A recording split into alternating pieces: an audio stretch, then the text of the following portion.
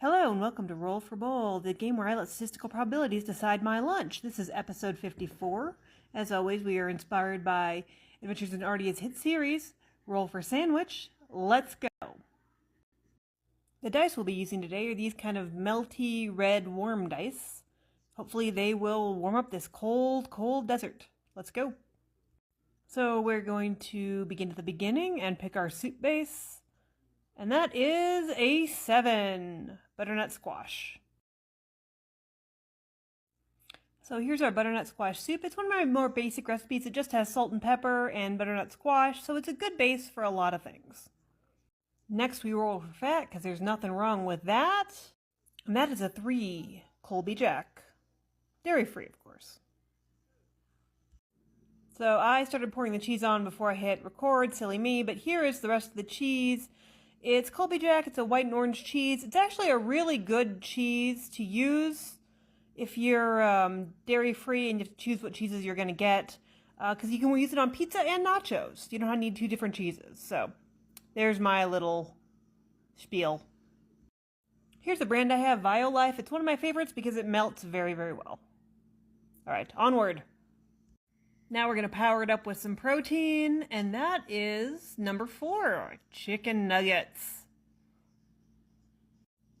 So here are my chicken nuggets. They are gluten-free, as always.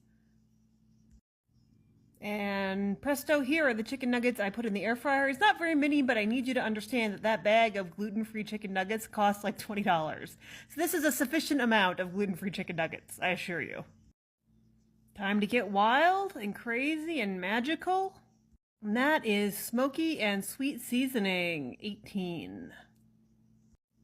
This is sweet and smoky seasoning from the impeccable Miss Tabitha Brown. We do it like so, like that. And that should be just about perfect.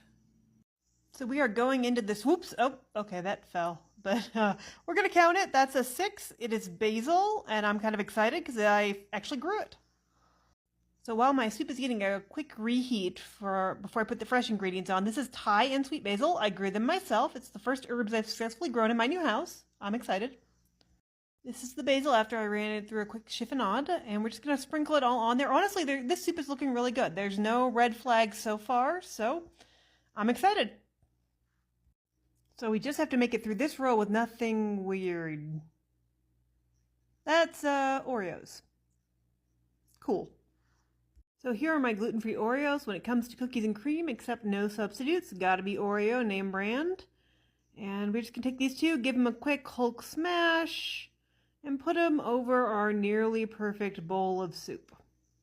Well, honestly, it's only one weird ingredient, so how bad could it be? Hi guys! Alright, let's try our nearly perfect bowl of soup. I'm kind of concerned, but it couldn't be that bad. Not as bad as other ones have been. So we got some chicken, we got some basil, we got that Oreo right on there.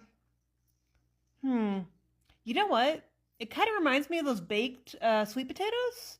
You know, the ones with the marshmallows in them. I don't know if it's a creaminess of the Oreo, but the soup and the cookies kind of remind me of baked sweet potatoes, and the chicken nuggets and that smoky seasoning kind of reminds me of barbecue.